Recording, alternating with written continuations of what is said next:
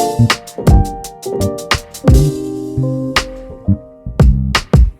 back to Ravenclaw Reads. I'm Courtney, and today you're joining me for my September wrap-up. If you're new here, welcome. Thanks so much for stopping by. Check out the content on my channel to see if this is a place that you would like to subscribe to. If you're returning, thanks so much for coming back. Make sure you've hit the subscribe button, you hit the bell for post notifications, and then don't forget to check out the posts tab. I usually put my Discord on there. And the Discord is just a fun place for us to come together, talk all things books, e-readers, chit chat, show off your pet, whatever you want. But mostly the main reason I built it was because our book club is over there. In October, we're going to be reading There's Pumpkin About You by Athena Carstairs. And so if you want to participate in that or just like talk about it with us, we will be over there chatting it up. Okay, so September is my birthday month, and so I was super excited to get into the month, get into some reading. I don't have my usual stats. Usually I put I'll tell you how many pages I read, what genres they were, my favorite book, my least favorite, which I will tell you those, but I do not have a count of the pages and whatnot. It just didn't happen this month. This month was probably the least amount of reading I've done all year. I read a total of 8 books this month. And for some people that is great. Like I said, I always say this, read whatever you want. I like to read anywhere between 10 to 15 books per month. And my goal is 15 to 20 per month. I've never hit that goal. So I think the most I've read this year is 14. It's just been busier. Work is busy, life is busy, so I'm just not reading as much. And that's okay because the things that I'm reading are quality and I appreciate them. So let's get into the books that I read. We're gonna kick off strong with the first book I read in September, which I really feel ruined my September. And this was Atmosphere by Taylor Jenkins Reid. This book was a 5-star read for me. And I was literally in the biggest book hangover after this book that I just didn't read anything or finish anything for weeks. I couldn't read anything. So I still need to write a review for this. I can't believe I hadn't, but this book was phenomenal. I had been seeing it everywhere. I think most of us have seen some talk about it. It was really popular. And so I finally picked it up because on Daily Ebook Deals, it's on Instagram, she will share out deals of ebooks, hence the name. And so this one was on sale for $6.99. I was okay, I can do $6.99 for this book. If it's not good, it's fine. And I was on the wait list at my library, maybe number 354 or something like that. So I was like, okay, $6.99 is fine. I went into this book with zero expectations. I knew that it was space related, but I didn't know anything else from there. Guys, this book was literally so good. In this book, we follow, gosh, I don't go into names. Let me find her name.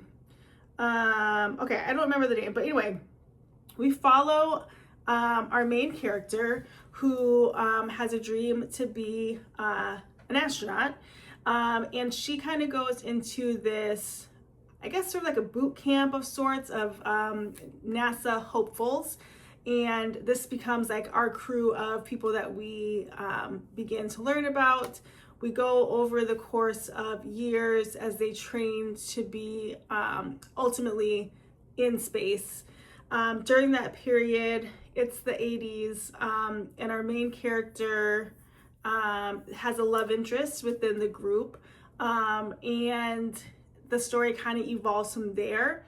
I want to keep it vague because I think not knowing much about the story was helpful. And it just created a sense of, it was just better elements of surprise. So I gave this 5 stars because I did tear up at the end of this. Now, if you are new here, I've only cried one other time in my entire life of the book, and that was Firefly Lane last year. And this one now is my second that I teared up on at the end. The story, it's a story and romance, right? So you have the plot going, you have the romance going, and I was more into the plot than the romance. I think maybe it's a shared experience that we all thought we were going to be an astronaut one day, and especially when Apollo 13 came out, I was so hyped until I found out what happened in Apollo 13, but that's neither here nor there. So it was I wanted to know what was going to happen on the space mission, but the romance was excellent too. Anyway, clearly you can tell I love it because I'm rambling on about it, but it really messed me up for the month. Like, I could not pick up another book and finish it, and so far nothing else has been as good, although I have given 5 stars. This one tops, and this one is definitely the best of the month. Okay, the next book I read was Happy Wife by Meredith Lavender and Kendall Shores. This was a Read with Jenna pick. And I might have picked it on Book of the Month Club. I don't remember. But I gave this 4 stars. It was pretty solid. It's a thriller mystery. We're following Nora in this book, and Nora is married to a guy much older than her. They live in a Florida sort of community of well-established older people. And by older, I mean like my age, 40s or 50s. They had their careers going. They're not quite retired, but they're doing well for themselves. And everybody's kind of side-eyeing Nora because she's young, she's beautiful, she's come in, and everybody figures she's just a gold digger. And she is throwing her husband a birthday party, and at the end of the night, he comes up missing. They can't find him the next day. She has no idea what happened to him. And so as we're trying to figure out what happened to him, we are going back from the beginning of how they met, her being introduced into this world, the people who disliked her, and all the twists and turns. And there's a lot of layers within this, but not in an annoying way. It's just enough to keep you engaged. This one was a great one to read after Atmosphere because it was totally different. And I did end up reading it pretty quickly once I got to it. And so I do think this is like a full suspense thriller mystery all rolled into one. I haven't heard much about this book, but it is really good, so I do recommend it.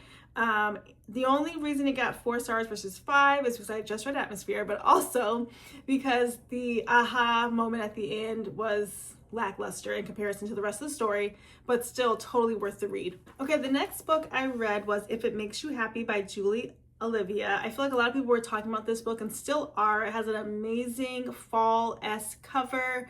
It's everything that we're kind of wishing for fall. I gave this book 3 stars. Unfortunately, it was not everything I thought it was going to be. In this book, for some reason, the book is set in 1997. I'm not mad about it. I just don't know why. There's no like specific reason that there is. There's no like dedicated information that would require them to be in 1997. It just is.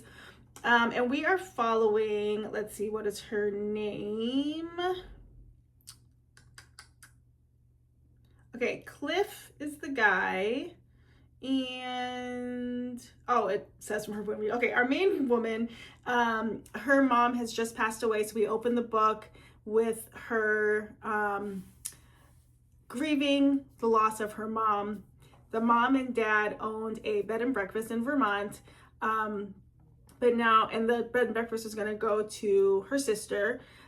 The main girl and the mom, I guess, did not have the best relationship. And so there's no question that the sister will run the bed and breakfast. It's believed that the younger sister and her and the mom were closer and just had better connection. They knew all about the bed and breakfast together. Anyway, the younger sister is still in college and needs to finish up, and the dad is struggling without the mom, and so the sister decides to stay with the dad, finish up college, and then the main character goes to the bed and breakfast. Well, the main character knows nothing about the bed and breakfast business, knows nothing about the little town, hasn't visited, doesn't know the culture. And then she meets Cliff, who is her next door neighbor. Now, she saw Cliff at the funeral. He was handsome, but obviously it's a funeral. She wasn't worried about it. But she notices him, and he had a really great connection with her mom when the mom was alive, and they kind of helped each other out. Cliff's a single dad, and the mom would like watch the little girl when she got off the bus, and the girl would help out around the bed and breakfast. And so it's like a nice little community. So coming in, the main character has no idea that's happening, and she kind of starts off resisting at first being part of this homey culture until she realizes she does need some help, not only with just how to run a bed and breakfast, but also like how to serve the proper food, how to be kind and warm and create a space people want to come back to. And so Cliff does kind of help her with that, and through that, romance buds. Now, I gave it 3 stars because I feel like it started out strong and then it just kind of fizzled. It was kind of cutesy, but nothing really stood out. I also thought there is a whole plot with the mom and the main character, and like just kind of talking about how she felt the mom treated her. And then there's a side quest plot between Cliff and his ex, the mother of the child. So it kind of went in different ways that didn't need to. And so I think that's why it got 3 stars from me instead of anything higher. Not bad. It is definitely cozy for the season, but I wish it was just a little bit better. Okay, the next book that I finished in September was People Watching by Hannah Bonham Young. I ended up giving this book 3 stars, and I think I might be done with Hannah Bonham Young, unfortunately. So I read Out on a Limb, which I loved. And then I read Out of the Woods, which I didn't. I read Next to Kin, which is okay.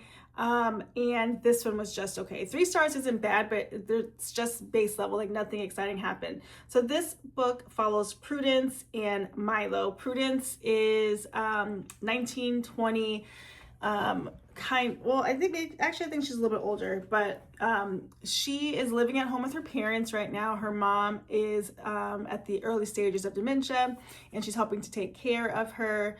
But in doing so, her life has kind of paused, and her parents want her to get out and live life, and have given her like a year to live life or go on. And she has to decide, will she stay and like just take care of her mom, or will the mom go to a nursing home because the dad just can't do it anymore? And so there's that kind of backstory. So as she's trying to figure out what she's going to do with her life, Milo comes in, our resident bad boy, who is from this small town, and he's helping out his brother. And he has a small, like 3 siblings, and the 4 of them have been through the ringer. And so they're very close, except for Milo has been away for a while. And so as he's trying to repair that relationship, him and Prudence get to know each other, start a friendly relationship, and they end up finding a connection they didn't know that they had because they are so different. And it comes out that Prudence has had 0 experience in dating or anything else, and she decides that Milo could give her all kinds of lessons, both physical and in a relationship, because he's experienced. When I say experienced, when she asked his body count, he said like 200. And I was like really trying to do the maths. I think they're like 27. And I couldn't do the math. So if you can do the math on that, tell me how many per year, because that's crazy.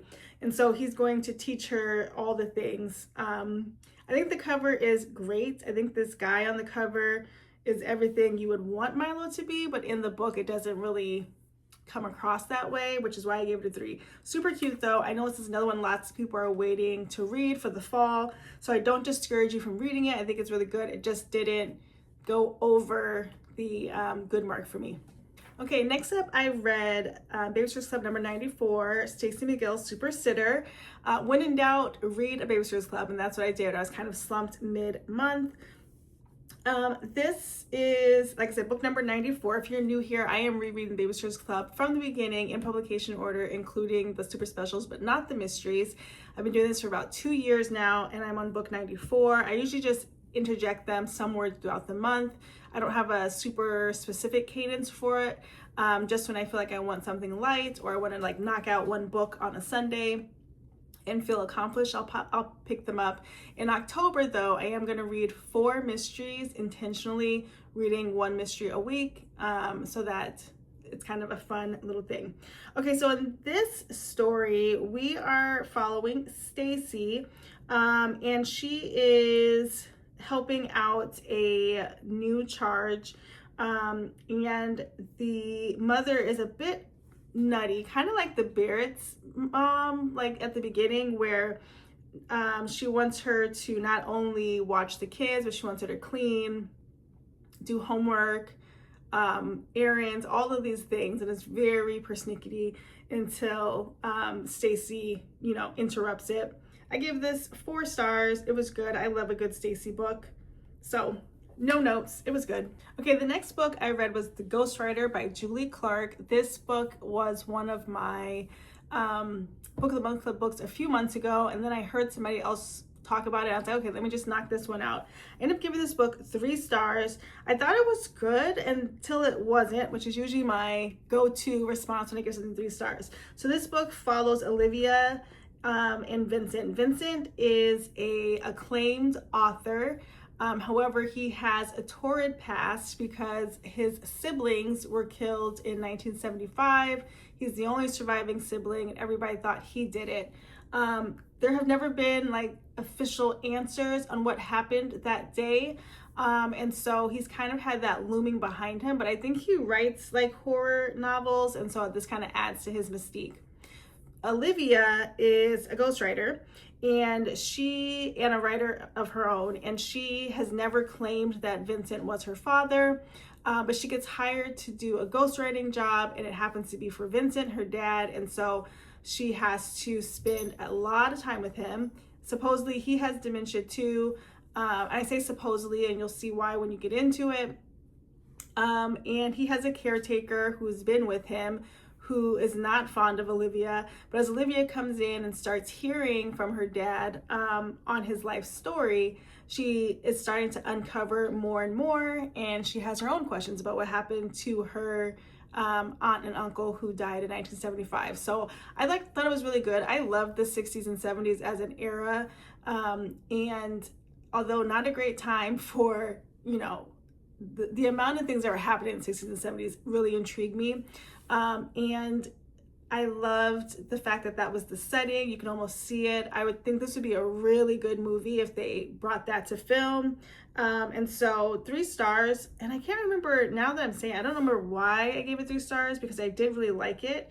But it probably was just too long or too drug out, but the ending was phenomenal. Okay. Correction, I read 7 books. I don't know if anybody else has had this, but my Goodreads has been acting really crazy lately. But anyway, okay, I started the book Park Avenue. It was on Kindle Unlimited, but I DNF'd it, and I was really going to try to push through because I hadn't been reading anything, and I was like, I'm just not, I don't know why I'm doing this to myself, so I DNF'd it. So that was the book that Goodreads counted, but I didn't actually finish it, so I just deleted that.